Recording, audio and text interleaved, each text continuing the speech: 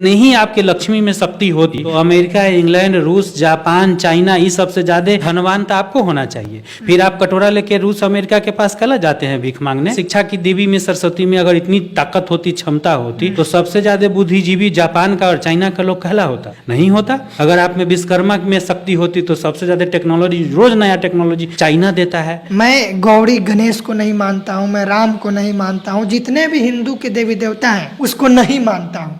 इसका शपथ खुलेआम ले रहे हैं आप। खुलेआम ये कैसे कह सकते हैं कि हम नहीं मानेंगे? इस वजह से उनकी भावनाएं आहत हो रही है। क्यों नहीं कहते हैं? इसमें क्या बुराई है कहने में? हम शराब नहीं पीते और हम बोलते हैं अपने बच्चों को, चाहे हम अपने इष्ट मित्र स्वजनों को कहते हैं कि भाई शराब बुरी चीज है, तो जो शराबी है और जो शराब उत्पादन करने वाले लोग हैं, क्या उनकी भावना आहत हो जाएगी? वो क्यों नहीं रोड पर आ जाते हैं कि भाई ये कहता है शराब में नहीं पियो तो हम भावना आहत हो गया, वो क्यों नहीं विरोध करता है? बहुत सारा भारत भर में जगह जगह विद्यालय है, तो हम कहते हैं कि नहीं नहीं वहाँ गंदी चीजें नहीं जाना है, वो ऐसा आचरण नहीं कर रहा है, तो क्या उनकी भावना आहत हो जाती है? क्या उनका अपमान हो जाता है? क्या हम मांसाहारी नहीं है, हम चिकन, मुर्गा, मछली नहीं खाते, तो क्या वो मुर्गा का उत्पादन करने वाले, मछली पालन करने वाले, उनकी भावना आहत हो जाएगी क्या? एक तरफ कहते हैं कि धर्म को मानो, आप हम जो कह रहे हैं मेरा जो सिस्टम है उसमें शामिल रहो, और दूसरे तरफ आप कहते हैं कि शीशा कान में पिघला के डाल देंगे। अगर हमारे बहुजन समाज के लोग मूंछ करा रख लिए तो उसके साथ मारपीट आप कर देते हैं। मूंछ भी नहीं पसंद है, न टीकी चंदन हमारा लगाया हुआ पसंद है, न हमारा वेद पुराण पढ़ने में भी आपको कठिनाई है, और जब हम कहते हैं हमको ये नहीं चाहिए तो आपको धार्मिक भावना आहत हो जाती है। ये दोगलापंथी नीति है।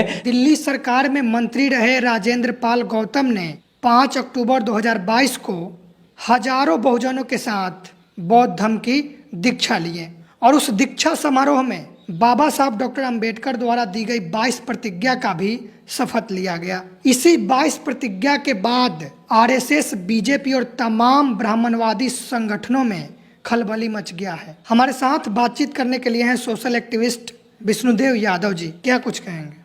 जहाँ भी पुरातत्व विभाग खुदाई करता है तो सिर्फ और सिर्फ बुद्ध ही बुद्ध क्यों मिलते हैं? सबसे बड़ा सवाल है, बुद्ध ही बुद्ध क्यों मिलते हैं? आज तक इन लोगों के खुदाई में इन लोगों के धार्मिक कोई भी वस्तु नहीं मिला। हमारे जो बुद्ध हैं उन्हीं की मूर्ति को ये लोग विभिन्न रूप रंग दे के सजा के प्रोड्यूस कर देता है। खुदाई में मिलती है बुद्ध की मूर्ति और उसको ये लोग नाक, कान, आँख पर झाँप तोप के कुछ पट्टी अट्टी लगा के लाल पियर रंग चिन्हासी लगा के अब बना देता है कि विष्णु का अवतार है, ये फलना है, ये महारानी है, ये शक्तिपीठ है। ये सब भारत में जितनी भी मठ मंदिरें हैं सब में जितनी मूर्तियाँ लगी हुई हैं वो सब के सब बुद्ध की मूर्तियां हैं। भिन्न भिन्न मतलब आवरण में वो तथागत की मूर्तियां हैं। बार बार इसलिए ऐसा प्रहार किया जाता है क्योंकि हम लोग अब जागरूक हो रहे हैं। भारत के मूल निवासी लोग इस चीज़ को समझने लगे हैं कि हम भारत के मूल निवासी का मतलब होता है कि हम विदेशी नहीं हैं, हम यहाँ के हैं और यहीं से हमारा वंशज है, यहीं से हमारे पूर्वज थे, मतलब हम बुद्ध के संतान हैं, बुद्ध हमारे पूर्वज रहे हैं। और चूंकि यह धरती बुद्ध की धरती रही है तो आप जो भी कुछ खोजेंगे तो बुद्ध ही बुद्ध मिलेगा, इसके अलावा कुछ नहीं मिलना है। बुद्ध के ही व्यवस्था को, उनकी ही संरचना को ये लोग हैक करके अपना धर्म बनाया जिसको कहता है सनातन धर्म। जैसे हमने मूर्ति की चर्चा की उसी तरह से पाली भाषा सबसे पुरान भाषा है पाली भाषा, और उस पाली भाषा को बदल करके उसका कॉपी डुप्लीकेट करके संस्कृत भाषा ही लोग लाता है। लेकिन जो ठग वर्ग है उसको तो देख रहा है कि हम तो इन सारी चीज़ों को चुरा करके और हावी किए हैं, थोप दिए लोगों पर। हमारे भारत के भोले भाले लोग, उस समय शिक्षा ग्रहण करने का अधिकार नहीं था, वेद पुराण पढ़ने का, तो ये लोग पूरा ये किया था कि पढ़ेगा सो जिह्वा काट लो, सुनेगा से कान में शीशा पिघला कर डाल दो, तो ये सब था। तो हम लोग पढ़े कहाँ? जब अब पढ़ने लगे तो अब पता चलता है कि नहीं, सच्चाई तो ये है, बुद्धमय भारत था और ये लोग बीच में आकर के चुरा नुका के इसको हैक किया हुआ हुआ इनका सिस्टम है। तो अब हम लोग फिर परिवर्तन लेने लगे, अब इनको अखरने लगा है। इसलिए गौतम साहब के साथ वो भेदभाव पक्षपात वाली बात हो रही है। गौतम साहब कोई नया चीज़ थोड़ी कर रहे हैं, चाहे डॉक्टर लक्ष्मण यादव कोई नया चीज़ थोड़ी कर रहे हैं, हम लोग कुछ नया थोड़ी कर रहे हैं। हम तो अपना जो पुरातन, हमारा सबसे पुराना जो हमारा पूर्वज और उनकी व्यवस्था थी, हम उसको पुनः दोहरा रहे हैं, हम उनको जीवित कर रहे हैं, हम उनको ला रहे हैं। जो गर्दा माटी धूल मिट्टी जमा हुआ था उसको हम ब्रशअप कर रहे हैं, उसको झाड़ पोंछ के चमका रहे हैं। इसमें आपकी धर्म की, आपकी भावना की आहत का कहाँ सवाल हो? मैं गौरी गणेश को नहीं मानता हूँ, मैं राम को नहीं मानता हूँ, जितने भी हिंदू के देवी देवता हैं उसको नहीं मानता हूँ। इसका शपथ खुलेआम ले रहे हैं, तो इस पर क्या कहेंगे आप? खुलेआम ये कैसे कह सकते हैं कि हम नहीं मानेंगे? क्यों नहीं इस वजह से उनकी भावनाएं आहत हो रही है। क्यों नहीं कहते हैं? इसमें क्या बुराई है कहने में? अगर है, थोड़ा देर के लिए हम मान लेते हैं कि अगर है, तो आपकी भावना इतनी कमजोर है, आपका सिस्टम इतना कमजोर है, जो बात बात पर आहत हो जाते हैं आप। ये तो जबरदस्ती थोपने ही वाली बात ना है।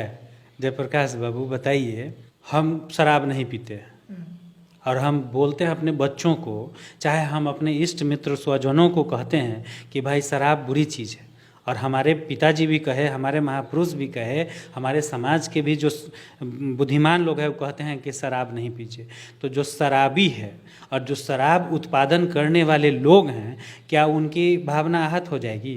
तो क्यों नहीं रोड पर आ जाते हैं कि भाई ये कहता है शराब में नहीं पियो तो हम भावना आहत हो गया, वो क्यों नहीं विरोध करता है?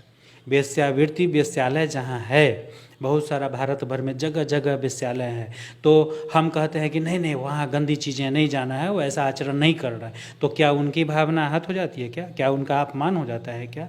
सोचने समझने वाली बात है। हम मांसाहारी नहीं है, हम चिकन, मुर्गा, मछली नहीं खाते, तो क्या वो मुर्गा का उत्पादन करने वाले, मछली पालन करने वाले, उनकी भावना आहत हो जाएगी क्या? ये धर्म नहीं धंधा है, ये व्यापार जो शुरू किया है ये लोग, इस कारण से ये जानते हैं कि वो नकली है, हम ठगने के लिए इस सिस्टम को डेवलप किए हैं। उनको पता है कि हम कमज़ोर हमारा सिस्टम है, इसलिए जब जब बहुजन समाज के लोग और बौद्धिस्ट लोग जब जब इस चीज़ को जीवन जीने की शैली को मजबूती से पटल पर रखेंगे, दुनिया के सामने रखेंगे, तब तब उनका धार्मिक भावना आहत हो जाता है। बताइए, इतना कमजोर है। और इतने ही आपके लक्ष्मी में शक्ति होती तो अमेरिका, इंग्लैंड, रूस, जापान, चाइना, इस सबसे ज़्यादा धनवान तो आपको होना चाहिए। फिर आप कटोरा लेके रूस अमेरिका के पास कला जाते हैं भीख मांगने? कि आप ही के शिक्षा की देवी में, सरस्वती में अगर इतनी ताकत होती, क्षमता होती, तो सबसे ज़्यादा बुद्धिजीवी जापान का और चाइना का लोग कहला होता? नहीं होता। अगर आप में विश्वकर्मा में शक्ति होती तो सबसे ज़्यादा टेक्नोलॉजी, रोज़ नया टेक्नोलॉजी चाइना देता है, जिसको आप कहते हैं लिखो फेंको, आप बंद करो, बैन करो। तो ये सब चीज़ तो सचमुच झूठ है ना, ये ज़बरदस्ती थोपने वाली बात है, वो अवगुण है। आप जिनकी भी 22 प्रतिज्ञाओं में जो भी बाबा साहब कह रहे हैं, वो सब अवगुण की बात कह रहे हैं। वो बुरी चीज़ें हैं हमारे लिए, वो अच्छी चीज़ें नहीं हैं। वो हमें आज तक कुछ न दिया है न देगा, इसलिए वो कह रहे हैं कि इन चीज़ों को हम नहीं मानते। दोगलापंथी की जो नीति आप अपनाते हैं, आखिर क्यों? एक तरफ आप कह रहे हैं कि धार्मिक भावना आहत होती है, दूसरी तरफ कहते हैं कि ये छोट जात है, अछूत है, इससे मटकी छुआ गया। आप हमारे समाज के बच्चे, नादान बच्चे का आप हत्या कर देते हैं मारते मारते। एक तरफ आप कहते हैं कि सब बराबर है और धार्मिक भावना आहत है, तो मतलब आप एक तरफ कहते हैं कि धर्म को मानो, मतलब आप हम जो कह रहे हैं मेरा जो सिस्टम है उसमें शामिल रहो, और दूसरे तरफ आप कहते हैं कि शीशा कान में पिघला के डाल देंगे। एक तरफ आप कहते हैं कि ये जो सारा अथी है, भारत भर के लोग हैं सभी हिंदू राष्ट्र हैं, सभी हिंदू राष्ट्र बनाएंगे, और दूसरे तरफ अगर हमारे बहुजन समाज के लोग अगर मूंछ करा रख लिए तो उसके साथ मारपीट आप कर देते हैं।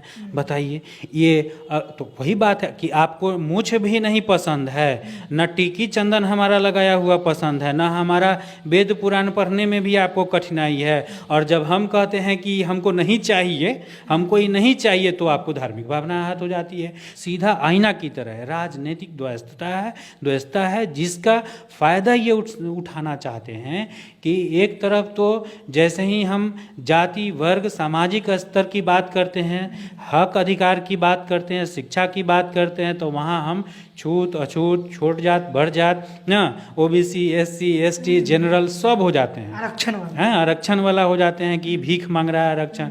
और जैसे ही आपको वोट लेना होता है, जैसे ही आपको सत्ता में हासिल करना होता है, अथी धर्मालय बनाना होता है, तो वहाँ पर आप सब जात एक हो जाओ, चंदा दो, हिंदू की बात है, सब हिंदू एक हो जाओ, वोट दो, हिंदू राष्ट्र बनाना है। तो ये दोगलापंथी नीति है जिसमें आप चाहते हैं कि दोनों तरफ हम ही रहे, मलाई चाटे।